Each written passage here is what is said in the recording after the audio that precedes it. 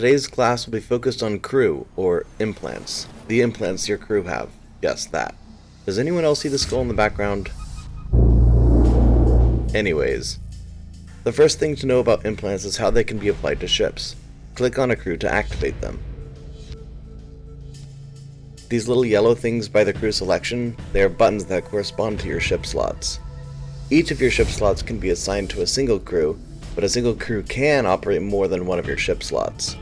Take a look at this for a better description. As you can see, the topmost slot corresponds to your first, and the bottommost slot corresponds to your last ship slot. That means the topmost slot can be one, but only one crew. Same goes for the other rows. Next, you can see descriptions by hovering over the icon of any given implant, but not to fear, you will soon enough memorize the important ones with enough usage. You may also note that the implants themselves are divided into columns that match up to ship ranks loosely. Any given crew can only have one implant active per column. A ship of any given rank will only use implants of level up to and including its rank. The exception to this is that in some game modes, all ships are capable of using all implants regardless of their rank. When you're in one of those, it'll show it with this text here. That's a lot to parse for someone experiencing this for the first time, so let's go over an example, shall we? Let's take the Sybil for no reason in particular. The Sybil is rank 11, which means only implants up to and including rank 11 matter, most of the time. That means you have to go through the first 11 columns of implants and pick which ones you would like. Then keep going past 11, all the way to 15, and pick which ones would be useful to add on as well. Since each column is a choice, we'd go down and pick which of the 3 options fits the ship the best. Speaking of, let's do that for all 15, and explain what situations you would want to use each of them in. And one last thing before we start. The top row is considered A, the middle row is B, and the bottom row is C.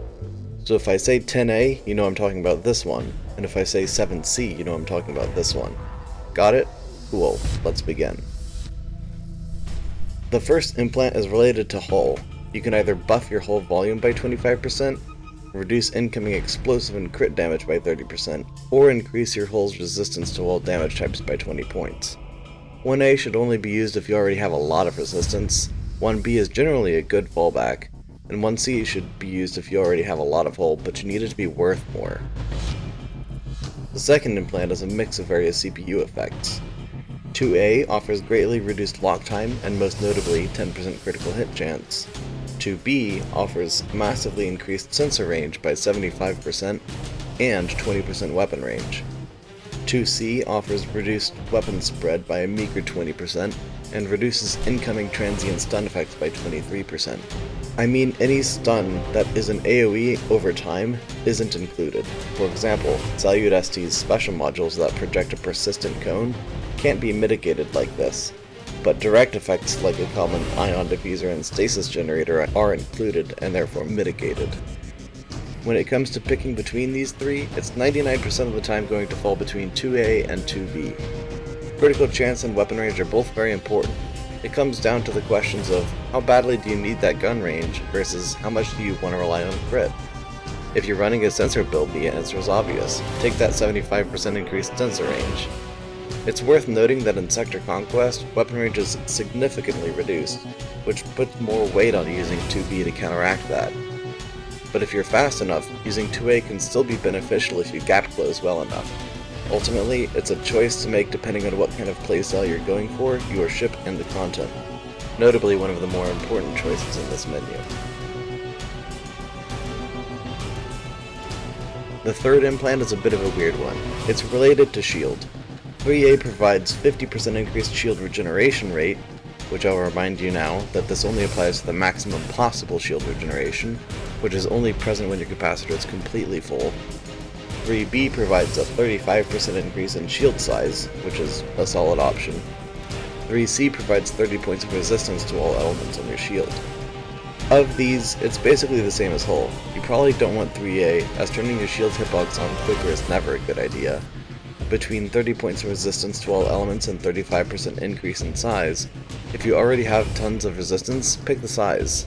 If you already have a lot of size, pick the resistance. Or don't, I'm not your mom. Implant 4 is related to missiles. You can choose 4A to increase their damage by 10%, 4B to increase their speed and homing rate by 20%, and 4C to increase their maximum range by 75% and nuke radius by 20% if you're using nukes. 4A might sound good, but compared to the others it's almost throwing, unless you can guarantee your missiles hit every single time, and also if you don't have range issues. 4B is good for the case of missiles like Doomsdays if you just need them to get to the target quickly, if they're sitting still. 4C is good for super long range. Jesus Christ, that's a lot of range. 20,000? Anyways, use 4C if you plan on playing far back, or if you're evil and just want your missiles to be able to turn around and come back for another strike. Implant 5 is arguably the most important implant. Is your ship designed to spin around the enemy? Use 5A. Is your ship designed to attack things from mid-range? Use 5B. Is your current loadout named Bomb Runner? Then use 5C, or maybe 5A still. I don't know, 5C is not that good. 10% top end is not a lot compared to the massive 30% or 75% that the other options give. If you're in an interceptor, you probably need 5A. If you're in a frigate, the game literally recommends you use 5B, and I'd recommend you follow that suggestion unless you plan on close quarters combat or something like a custodian. Implant 6 has a lot to do with your weapon characteristics. You basically need to figure out how often your weapon crits, and then identify which of these numbers is bigger. Or you can throw it out the window if you need more projectile speed, but only on a kinetic or EM weapon. Thermal weapons will gain more heat as they heat up, dealing more damage. It's a little known mechanic, but the majority of them do, especially ion emitter and old weapons like that. Using 6C only increases the maximum damage of that function, not the starting heat. You might want to ignore 6C on thermal weapons for that reason. Even non-laser thermal weapons will not receive a projectile speed increase, such as Heavy Blaster, Bend Gun, Mason Cannon, Thermal Launcher TL9, or Plasmatron for example. Implant 7 has to do with energy. If you have things that scale well with your maximum capacitor volume, for example, Diffusion Shield, Commitment, then you should look at 7A. If you're not energy stable, and I mean by that if this number is bigger than this number, then use 7B. If you are not in either of those categories, use 7C to ensure you have energy at critical moments while you're receiving damage. Implant 8 is a multi-purpose module augment. As long as your ship contains one multi-purpose active module, you can trigger your rank 8 implant. The options are to 8A, give all multi-purpose abilities on your ship a 17% faster cooldown, 8B, break all pull and slow effects, and prevent new ones for 2 seconds. This implant has a cooldown period of 5 seconds. Or 8C, make you completely immune to energy draining effects such as those primarily used by ECMs, and then the other strange ones like these. For all of 15 seconds. This can effectively just be permanent energy effect immunity in practice, but having no energy is much less threatening to you than having no movement speed, so pick your poison I guess. Which one can your ship not live without? Better expect to resist that, or just take the cooldown if your opponent doesn't use any of those. Implant 9 is curious. 9A provides 12 points of hull and shield resist per target locking you. 9B provides 7% higher maximum speed, and 9C redirects collision damage to shields and provides 7 points of shield resist per target locking you, plus an additional 7 points just for install it. Unless you really need the speed, don't take 9B. 9A is quite strong, and so is 9C.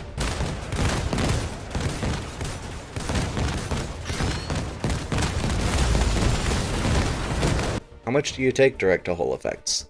That question should reveal your desired choice of implant. Implant 10 is based on role-specific abilities. 10A gives us 10% reduced cooldown, 10B gives us 29% reduced energy cost, and 10C gives us 12% stronger active parameters. Something you might not expect is that 10A affects passives too, sometimes even if it's not listed as such. For an example, take a look at Emergency Barrier. 51 seconds of cooldown is a whole 9 seconds sooner you can safely re-engage compared to normal. Star Conflict's text descriptions are typically very accurate when you look at the cooldowns while using 10A, but 10C requires just a little bit of testing. Did you know that Photon Emitter deals more damage when you have 10C? Probably. But did you know that its resistance penalty to EM damage upon anything it hits actually goes from 40 points up to 44 points? I'm betting that this is less known. Implant 11 is related to balancing your offensive systems. With 11A, when you lock onto a target, your main weapons will deal damage as if they have 10 points less of resistance. This is situational but relevant. With 11B, you gain almost an Iridium heatsink worth of fire rate. Don't use this if you're at maximum fire rate though, that is, if you're between 592 and 600 RPM inclusive. It'll have no effect if so. And for 11C, you get a very quick 20% increased missile reloading rate. Now that's quite lucrative, especially for a missile slot oriented build. What do you need? Try and play with your strengths with this choice. Implant 12 is triggered when you move slower than half of your maximum speed. Although you shouldn't do this, some ships do benefit from throwing in reverse sometimes, and the shield regen math is questionable. Here's what they do. 12A increases your main weapon damage by a further 7% upon being active. 12B increases energy regeneration speed by 50% upon being active, and 12C increases shield regeneration speed by 60% multiplicatively upon being active. What does your ship do? Are you running bombs in a command ship?